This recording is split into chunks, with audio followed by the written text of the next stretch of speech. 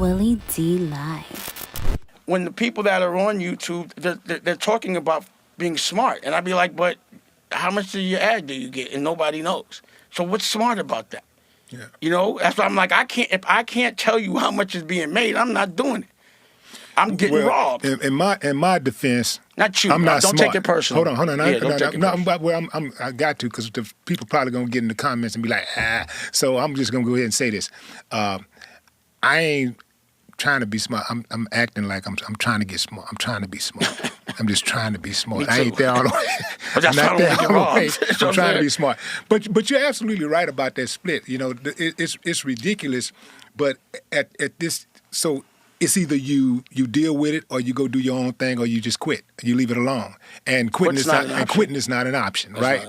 And that's the spirit that I love from Damon Dash. I mean, dude, have you thought about going into Deion Sanders' locker room and talk to those players? I don't think they need it. Deion doing a great job.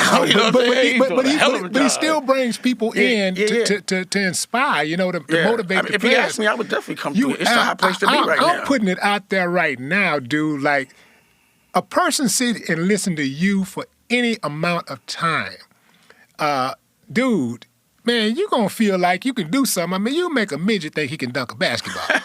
They can. You know what I'm saying? Figure it out. If they really want to, they're going to figure that out. If they got a little help, you know what I'm saying? Got a little springboard or something like that. But, man, where did that spirit come from, though, bro?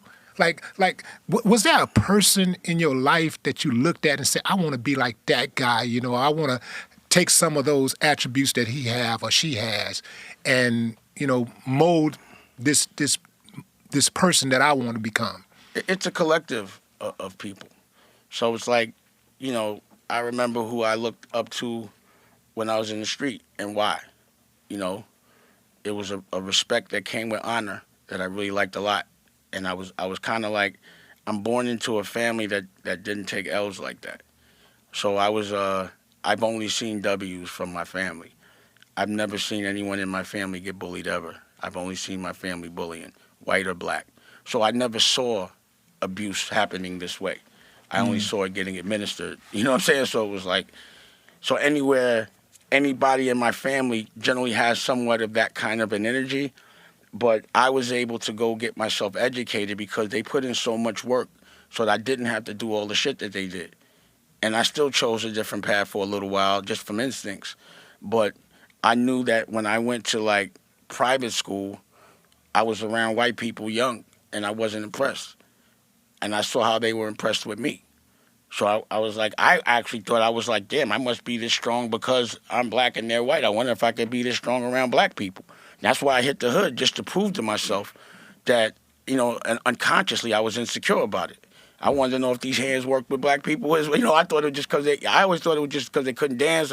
I always looked at it like they was my food. You understand what I'm saying?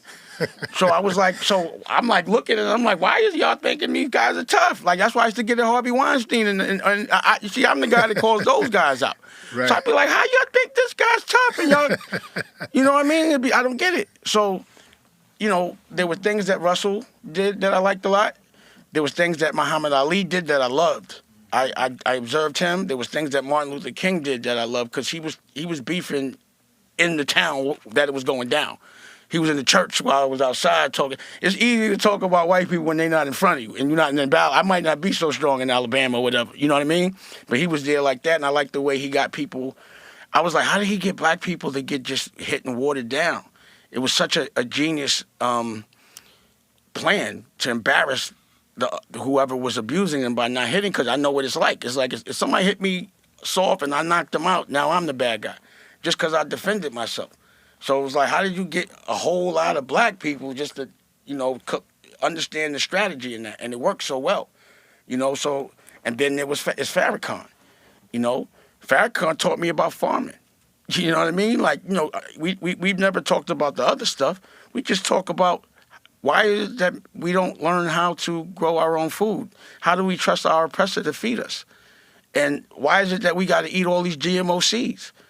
And I go to his farm and I see children and people like growing, and it's a beautiful thing. And I'm like, damn, they never show that side of him. Because that's the side that we don't know how to, we don't control the stuff that makes us live. We don't know who makes our food, our medicine.